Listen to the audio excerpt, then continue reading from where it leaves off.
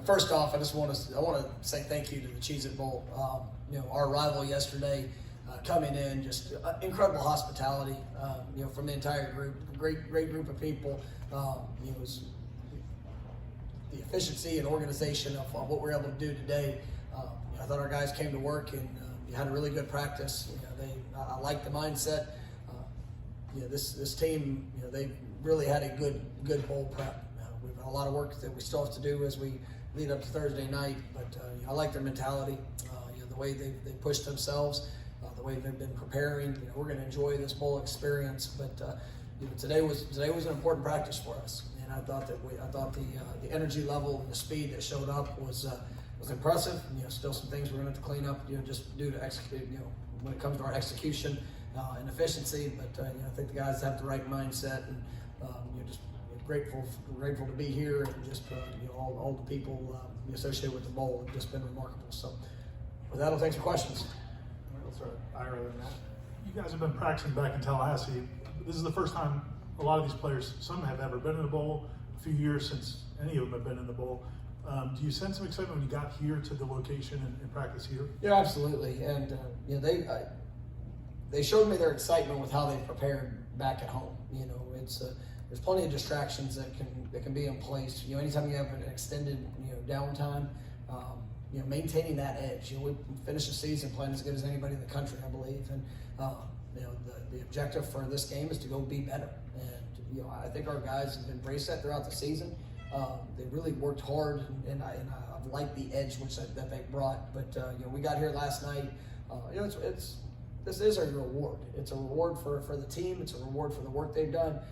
We talk a lot about the relationships that have been established throughout this football team, and that's what I enjoy. I enjoy watching them, hanging out together. Being able to get away, to just enjoy that fellowship. And then this morning to get up and different. Everything's different when you get to a bowl. So sometimes guys just want to hold back because they don't know exactly where to go or exactly what to do. But once we got to the practice field, I thought they had a great edge about them, and I thought they were able to have a really good practice. So you can feel that expectation and excitement.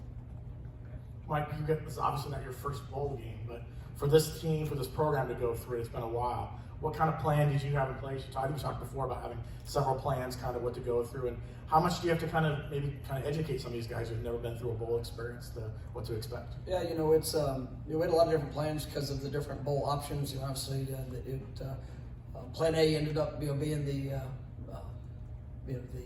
result of it, and so we went through and really from everything with our strength conditioning, our sports science, all of the things that we knew would be necessary for us to build our guys so that Thursday night, we have the opportunity to go play our best. I think that was the plan that we laid out just from the days we were practicing. Some of the things that we were going to have mental days rather than as much of the physical push, and I really liked the results that I've seen, and so it's been really good up until this point. And these guys, it's about building trust.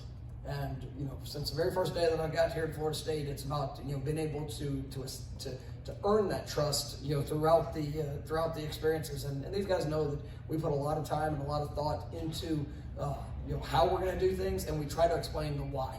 And when it's time to show up and go to work, there's one standard for how we're going to do that, and that's what I think this team is really bought into. Is that it's not.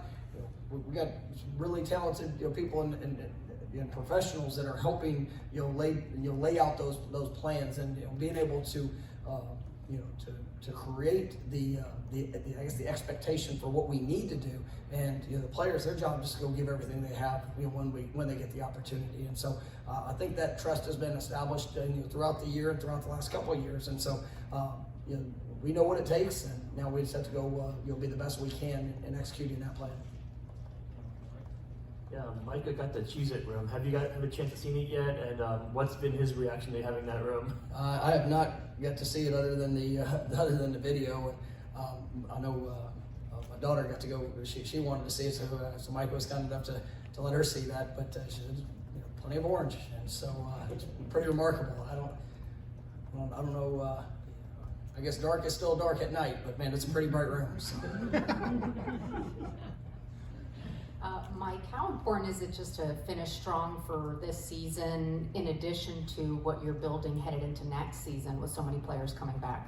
Yeah, everything builds off itself, and for us, our focus is this game. It's to go be our best, and one of the things that's a little bit of a challenge and almost a little bit of a distraction, with so many players, making that decision to come back and really announcing it early, and something I'm proud of. But it's not about next year. It's about right now. It's about this team. It's about this game. It's about this opportunity. Sometimes the excitement for what's to come. You cannot allow that to distract you for what we have here in this moment. It's this practice. It's this day. Lord willing, we wake up tomorrow. We got to go be better. And so, our expectation is to go play our best game this year. That's been the expectation with each week that we've had throughout the course of the season. Continue to improve, continue to get better. Focusing on those little things that separate us. And what's ahead? Well, there's an exciting time for Florida State football. There's an exciting time for what we're building and the young men that I get to coach and the work that they put in. So the future is bright, but we got to take care of the moment and ultimately the things that we can control, and that's this week. And it's an absolute treat to be able to be here and to get a chance to play in this game. And we just want to go show and be better than what we've been. In the back here, Mike.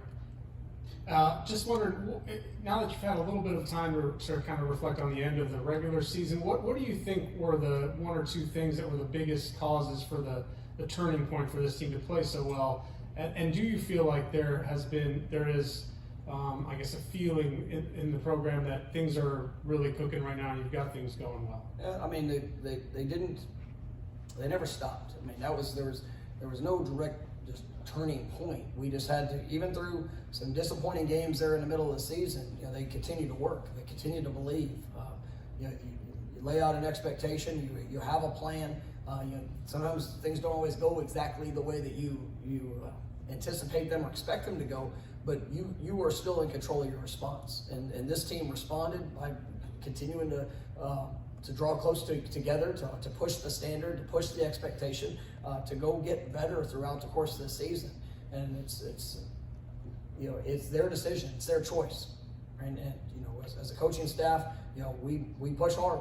And even though some games didn't go the way we wanted, it didn't change the approach of what we brought. And our guys in this team, they responded the way that I expected them to. And you've seen them grow. And we've got a great group of young men. I am so blessed to be able to coach them because they care about each other. They care about this program. They care about who they represent and who they get to do it with and for. And so that's the joy of watching a team grow. And that's as we've gone through it, it's what makes this week special, because you get one more opportunity for this group to go play the game together. And as you watch them, kind of rise up, through the opportunities that they've had. It's a remarkable group, and I'm excited to see them play Thursday night.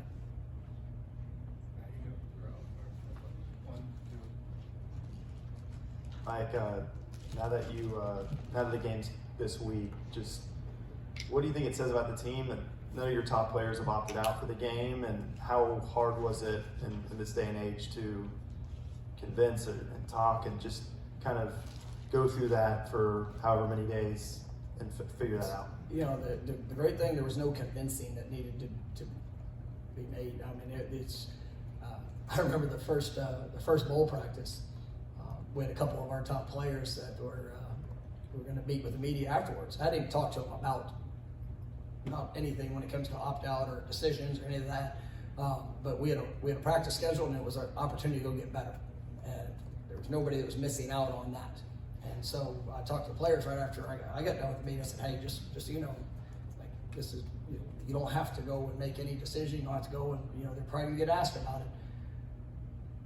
20 minutes later, I'm looking at my phone, and we've got a couple players that I'm playing in this game. This is it. And that's what it should be. These guys, they love playing the game. they love playing, you know, and getting a chance to represent each other. And each situation is unique to itself. And so I mean, the fact that I don't have to try to convince anybody to play, I mean, you know, ultimately you always look at each decision, whether guys would like to go pro, would like to come back. You know, it's about each individual, and you know, we try to help them along through the process by providing information, by helping to guide, and if there are any opinions, I want them to be educated opinions of how we guide them through their careers.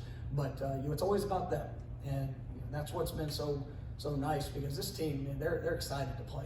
They're excited. They I've talked about it. When you get a chance to do something that's going to change a wall at Florida State, you've done something, and that's where we talked about the opportunity to go try to win your 10th game is big. It'd be the 25th time in our program's history. Right? That's a great challenge, but also a great opportunity for these guys to go finish this season the way that they worked and continuing to push to our expectation and standard of how we want to operate. Mike, you've got Randy on the team, Randy on the staff, and you got Tatum on the team. Guys who played with Dylan Gabriel when he was at UCF. Do you plan on using those guys maybe to kind of get an idea, scouting report, maybe so to speak, of what to expect a little bit, even though Dylan played this year with Oklahoma? Yeah, I mean, you always try to gather information of just whether it's years past, just any little things that you could gain. I mean, we watch film. We've got a pretty good sense. There's been a couple years since that was teammates and everybody going through it, but we got a chance to see this year and what that looks like. But yeah, you always try to take whatever information's out there that might be able to help or benefit. Let's do one more on the right here, and then we'll close with our. Yeah, same thing. I mean, you are facing Venables, who coached at Clemson. You got experience against. Have you seen anything that he's brought over from Clemson that he's brought to Oklahoma that's kind of similar that you guys want to attack? Yeah, I mean, there's a defense that's going to attack, and they're going to bring pressure from all over the field.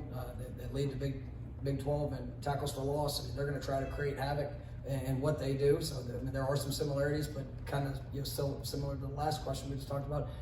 This team is unique to itself, and as guys fit into it, they try to play to the skills and talents of the players that they have, and so that's been our focus of just what we've seen, what they've done. I mean, we know they're going to attack. We know they're going to bring pressure. They do a good job schematically and what and their plans of attack. So we've got to be ready to adapt and adjust throughout the course of the game. You touched on some of the motivations you guys have for this game. There's a lot of discussion nationally about how the importance of bowl games that aren't in the playoff. Do you feel like, can you even envision a scenario where you went to a bowl game and didn't feel like it was of huge importance? I mean, I can. It's a special experience, and been fortunate to be in quite a few bowl games in my coaching career. And when you see this week and just all that goes into it, and let's not even. Yes, the game is one thing, but also the impact within the community, the impact within that when you have two teams coming from different places to be celebrated for what they've done throughout the course of the season, and they get to go compete for one more, and just what that means to the different communities. Obviously, it's great being here in Orlando and being able to represent in our home state, but I think they're special, and I know that with the playoff and all things that are also out there, this is still a great reward. It's a great reward for the teams. It's a great reward for the staffs, the families, all that get to be a part of this week. So, it is special. And even within the preparation of what it takes, we had a lot of young players that those extra practices were big for. And you've seen guys that are growing up and you're trying to take advantage of all those. It's really important. So I'm grateful for them, and it's a special venue that we get to be a part of here this week with the Cheez-It Bowl. Thank you, Coach. Thank you.